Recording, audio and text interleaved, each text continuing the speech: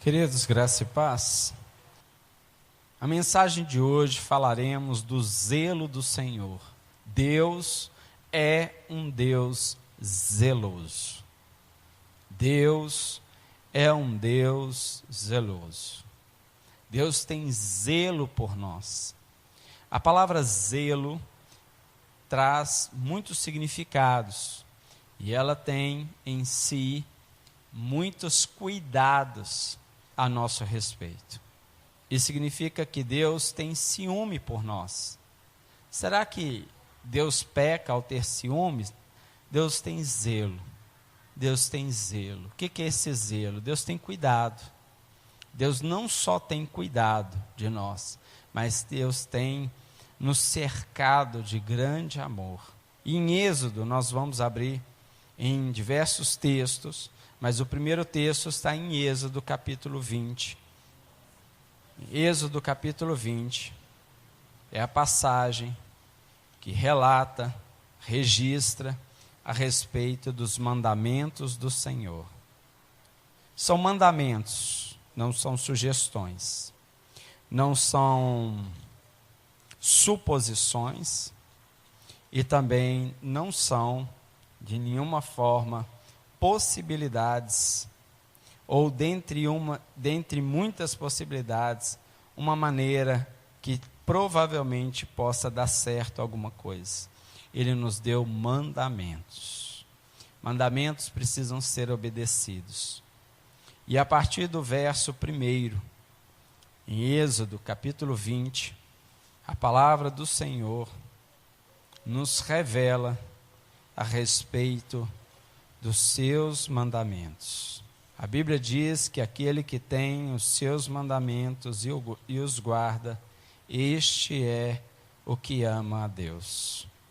Então falou Deus todas estas palavras: Eu sou o Senhor, teu Deus, que te tirei da terra do Egito e da casa da servidão.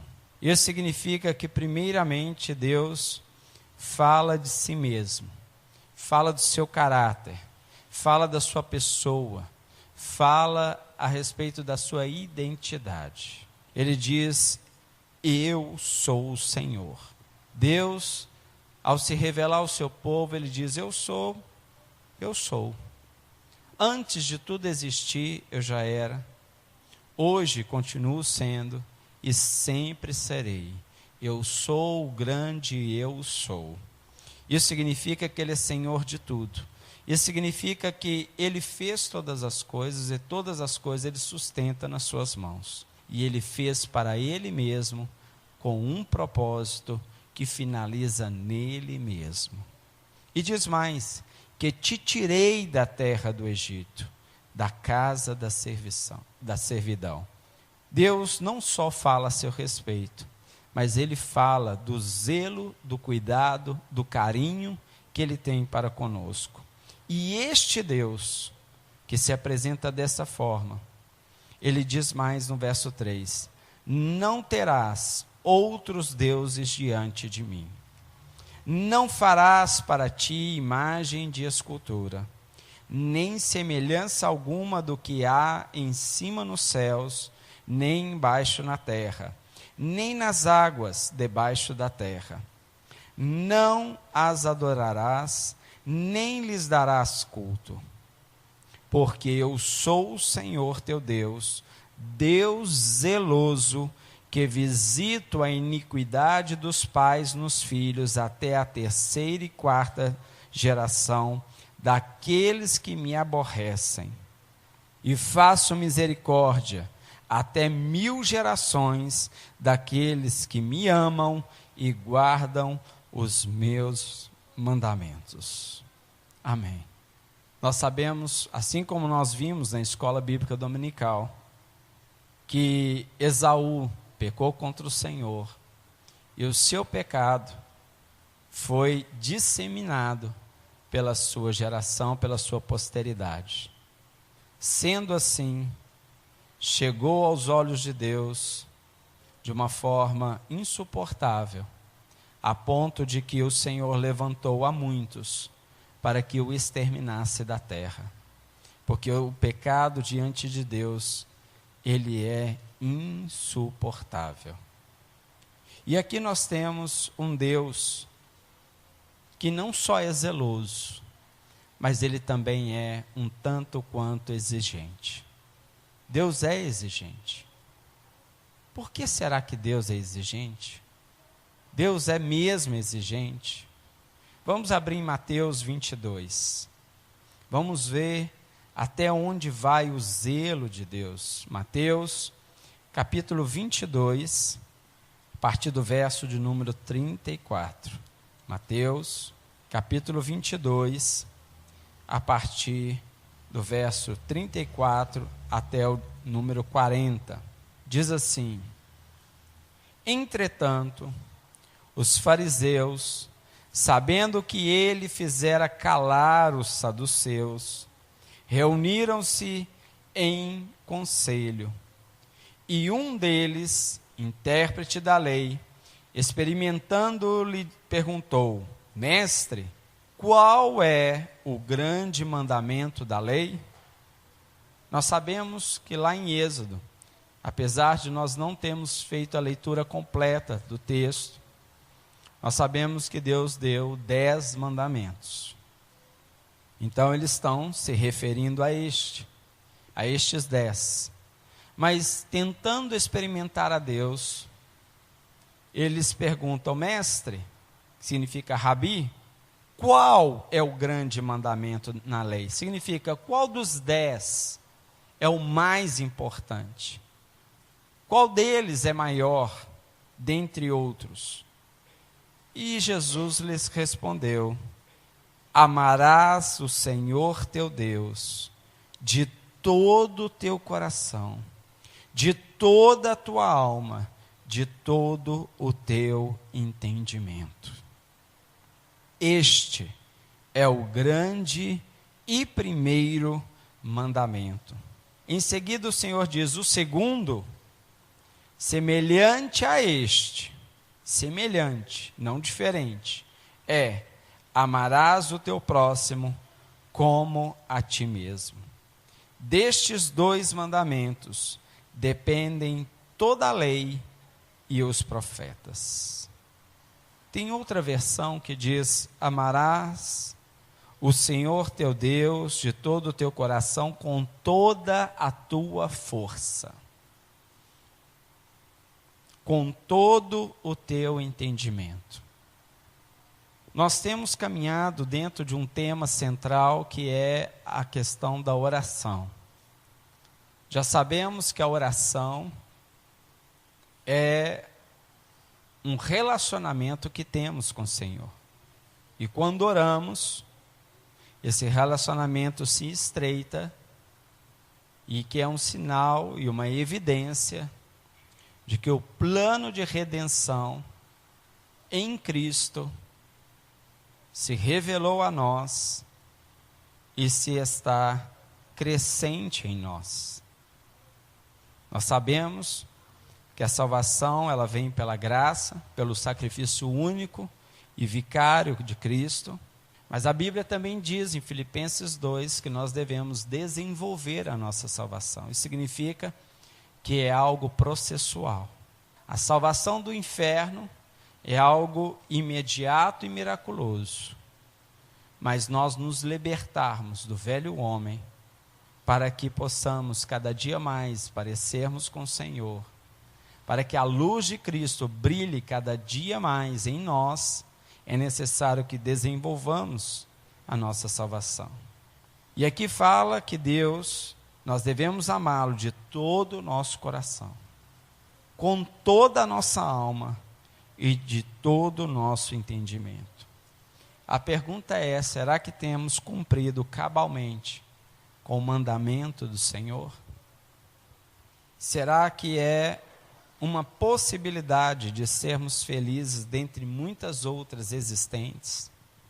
Uma sugestão dada por sábios para aqueles que alcançaram a felicidade, ou é uma ordenança do próprio Deus? Amar a Deus com todo e de todo o nosso coração. E não é só com o coração, é com toda a alma. E também não é só com o coração e também com a alma, é também com todo o entendimento. Em síntese, com tudo que temos. E não diferente deste mandamento, ele também cita o segundo, que és amar o teu próximo como a ti mesmo.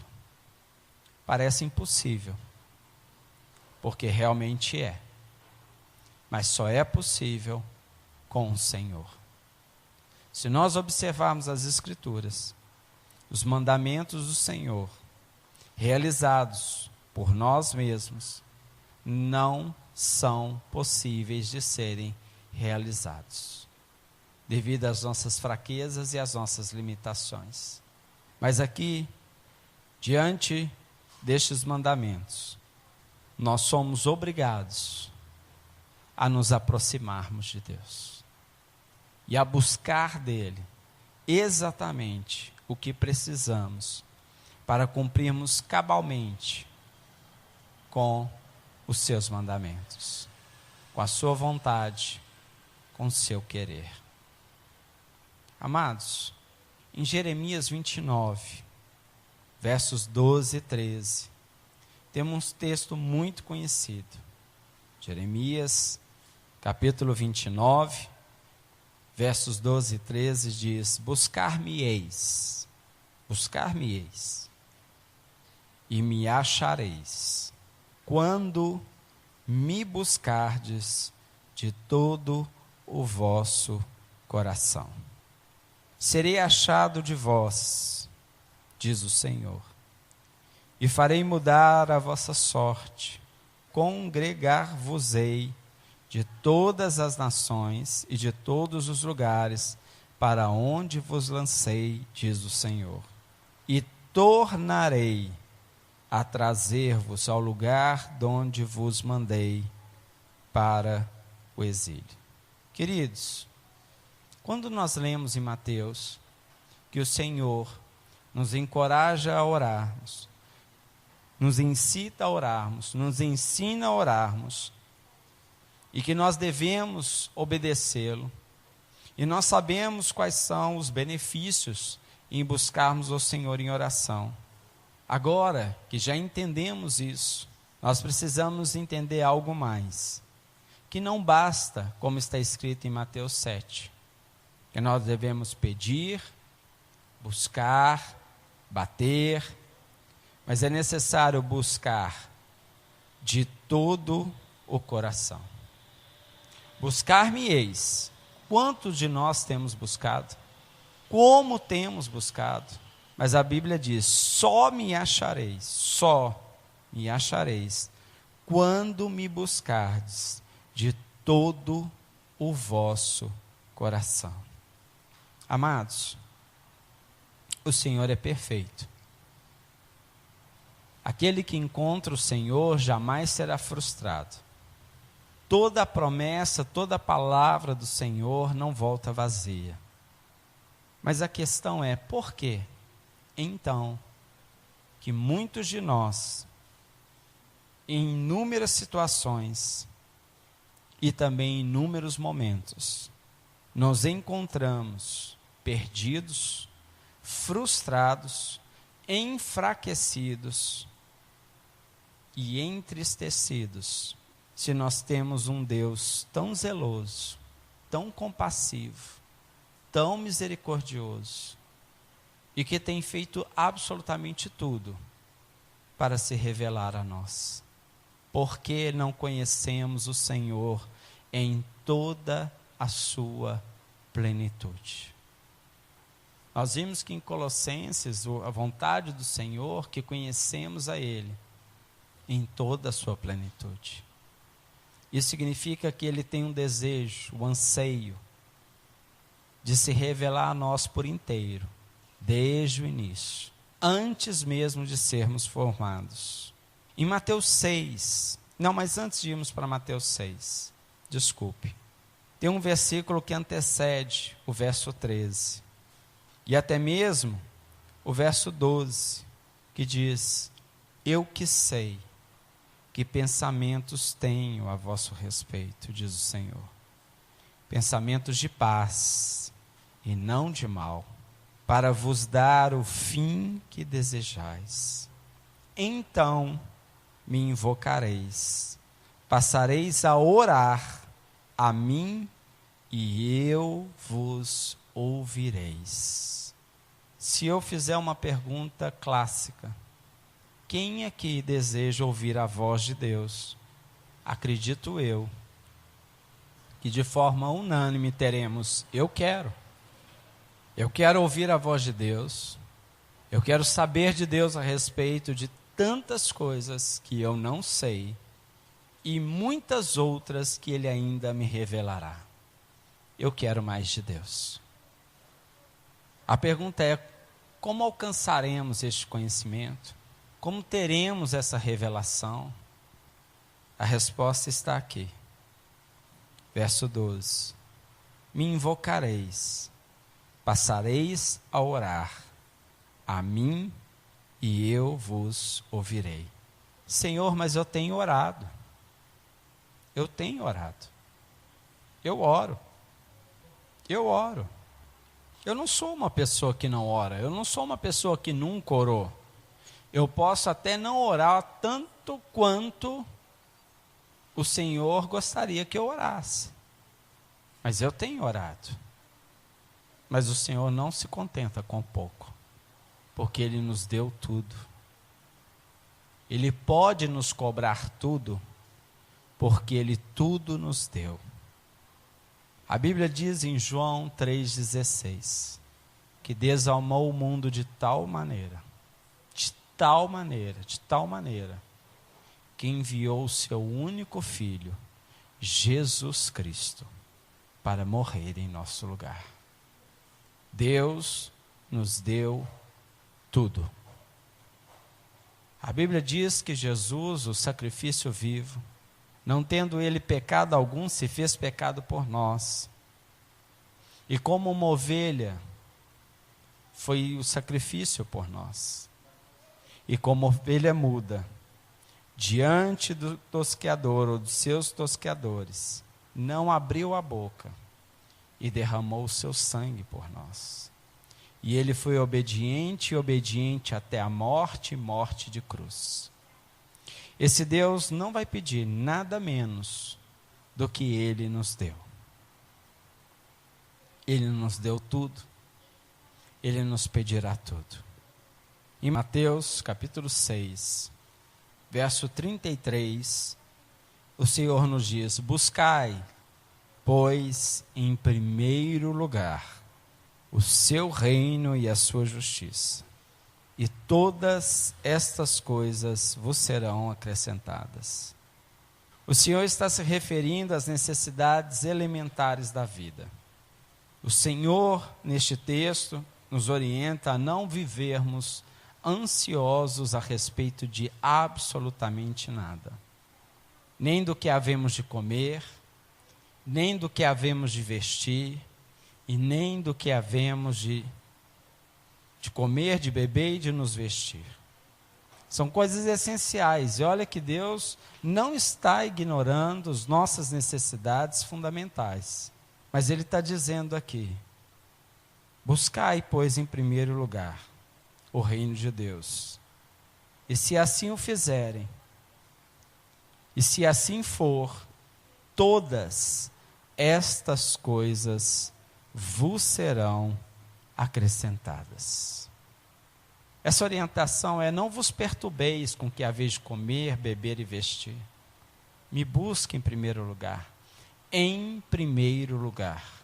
Em primeiro lugar significa prioridade. Em primeiro lugar significa a primazia, o melhor, o mais puro, o mais fresco.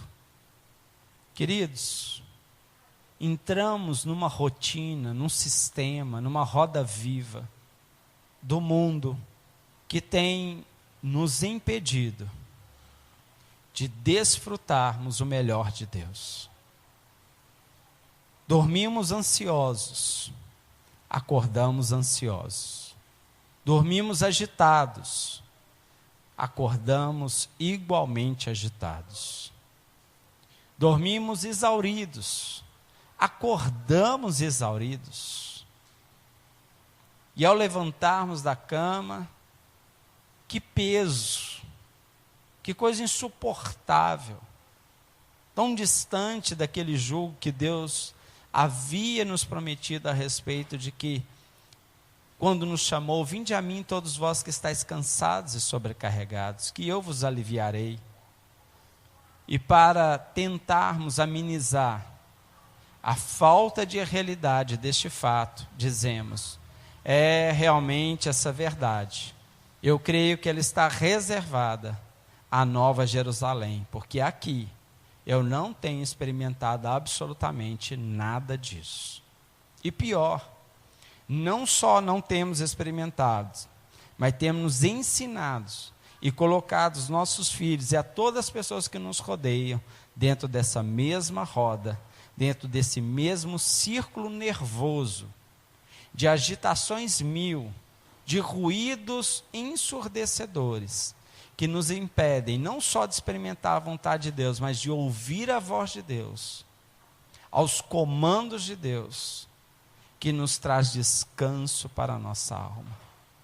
Como temos disseminado a todos aqueles que estão à nossa volta, a começar dentro da nossa própria casa, uma agitação que demonstra, que testifica, uma inquietação profunda, que nada mais, nada menos revela a nossa ansiedade e a nossa incredulidade a respeito do poder e da promessa de Deus. E pior, se é que é possível piorar alguma coisa diante disso, mostra a nossa desobediência total, de não buscarmos ao Senhor em primeiro lugar. Em Mateus 16, um pouquinho só à frente, Mateus 16, verso 24, ele nos diz, então, disse Jesus a seus discípulos, se alguém quer vir após mim, a si mesmo se negue, toma a sua cruz e siga-me. Amados, como é difícil nós negarmos a nós mesmos, e como é difícil nós negarmos e soltarmos aquilo que tem nos prendido, e ainda que aquilo nos prejudique tanto, e nos faça sofrer tanto, e nos traz tão terríveis resultados. Deus é zeloso. Por que Deus é tão zeloso? Nós que somos pais, e temos cumprido cabalmente com aquilo que o Senhor nos ordenou, nós sabemos que temos a incumbência de não só cuidar, alimentar, sustentar os nossos filhos, mas de prepará-los para que eles tenham discernimento e a força suficiente de fugir do mal e fugir do pecado. E são muitas as coisas que os atraem para as coisas que não procedem de Deus. Sabemos que Satanás quis tomar o trono de Deus, não conseguiu, caiu, e não satisfeito com sua queda, agora ele quer tirar a atenção e desviar a todos aqueles que são filhos de Deus. Nós não queremos isso para a nossa vida, logicamente, mas logicamente também nós não queremos isso para a vida dos nossos filhos. E cabe a cada um de nós, a todos aqueles que têm zelo pelas coisas do Senhor, se cuidar e cuidar daqueles que são seus, daqueles que Deus tem nos confiado, pois os nossos filhos não nos pertencem, eles são propriedade exclusiva de Deus. A Bíblia afirma que os nossos filhos são herança de Deus, e nós temos que ter zelo com as coisas de Deus e com tudo aquilo que pertence ao Senhor. E Satanás quer destruir não só as nossas vidas, mas a vida dos nossos filhos. E isso começa a partir dos nossos atos, dos nossos entendimentos, da nossa cultura, com aquilo que cultivamos dentro da nossa mente, no nosso coração, que afloramos a partir das nossas práticas diárias e disseminamos através da nossa posteridade. E para encerrarmos, nós temos 2 textos. Lá em Mateus, voltando no capítulo 6, ainda, e agora no verso de número 24. Esse talvez não seja o único problema, mas acredito que seja o maior de todos. E por ser o maior de todos, talvez seja este, a qual tem ocupado muito do nosso tempo, muito da nossa vida, ou talvez toda a nossa vida. Mateus capítulo 6, verso 24 diz: ninguém pode servir a 2 senhores, porque há de aborrecer de um e amar ao outro, ou se devotará a um e desprezará o outro. Não podeis servir a Deus e às riquezas. Queridos, a nossa vida se resume em tempo. Existe um cálculo, de acordo com a média de vida dos dias atuais, que nós temos 76 mil horas de vida. A pergunta é: o que temos feito com este tempo? Ou melhor, o que faremos com este tempo que nos resta? Ou serviremos a Deus, ou serviremos às riquezas. A tudo aquilo que julgamos ter maior valor que a pessoa do Deus vivo. O que faremos? O que temos ensinado aos nossos filhos? Temos mostrado a eles que damos verdadeiramente a primazia do nosso tempo e da nossa vida ao Senhor. Sendo assim, o Senhor trará tudo quanto Ele tem reservado antes da fundação do mundo a cada um de nós, para que desfrutemos em toda a plenitude de toda a bondade e teremos conhecimento do plano do Senhor, dos propósitos do Senhor para a nossa vida, ou desprezaremos e sofreremos com as consequências. Por essa razão, tendo esse claro entendimento, finalizando com o último texto, Paulo aconselha o mais jovem, o mais moço, o menos experiente, mesmo sendo Timóteo muito temente a Deus, sendo a 3ª geração da sua casa, a temer ao Senhor e a seguir nos seus caminhos, porque muitos de nós conhecemos ao Senhor há tantos anos.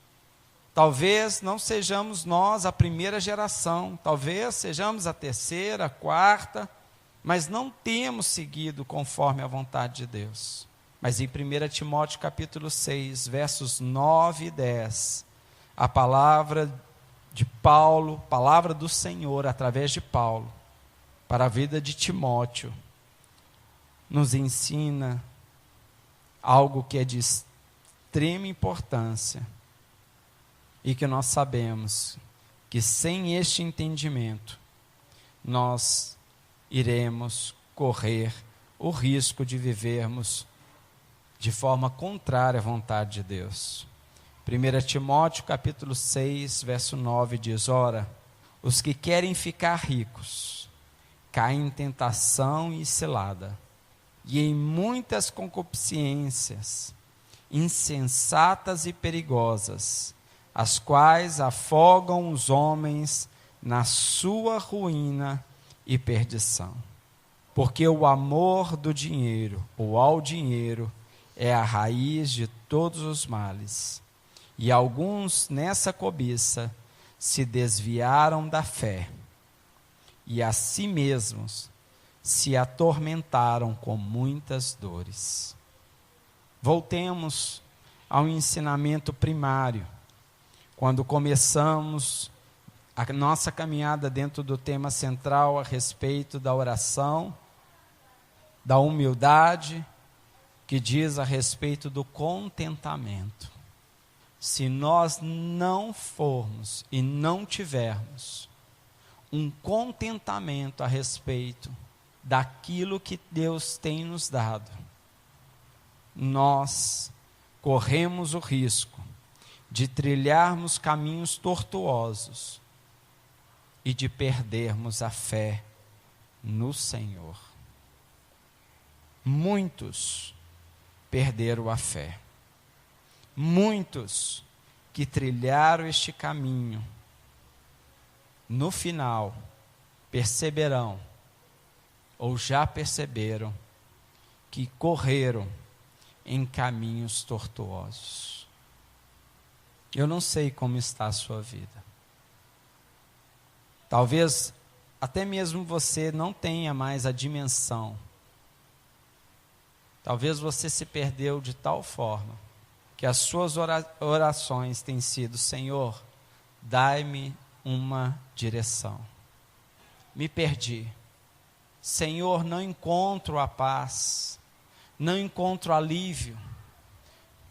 Ao ler a tua palavra, parece ser um peso a mais de tudo aquilo que o mundo já tem colocado em meu coração.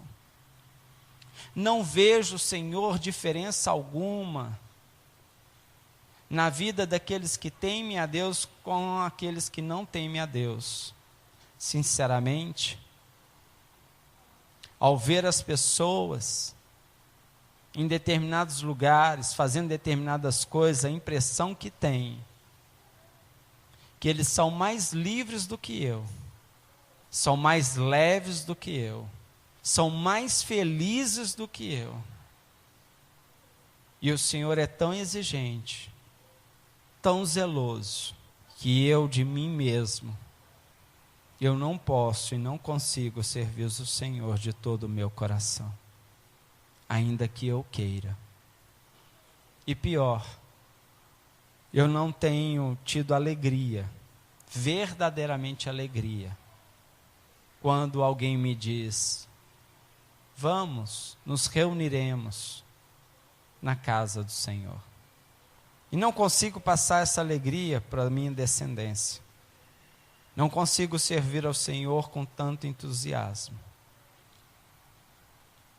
Ontem assisti um vídeo, antes de ontem, de um cachorro que havia sido tão maltratado, mas tão maltratado, mas tão maltratado, que no momento que ele é resgatado, ele começa a avançar ferozmente naqueles que estavam salvando a sua vida e cuidando dele.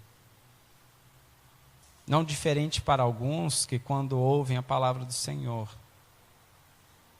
ver como uma palavra condenatória e não como um Pai zeloso que está cuidando de nós, que está nos redirecionando para que possamos experimentarmos a boa, perfeita e agradável vontade do Pai.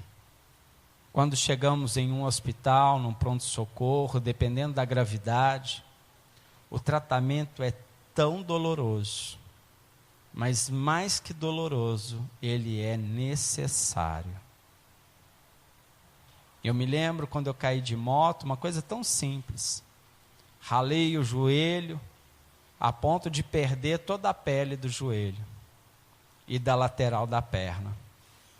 Não fui bem atendido num pronto-socorro, mas cheguei em casa, eu sabia do procedimento e comecei a executá-lo, que é lavar, escovar, até tirar tudo aquilo e vir sangue novo.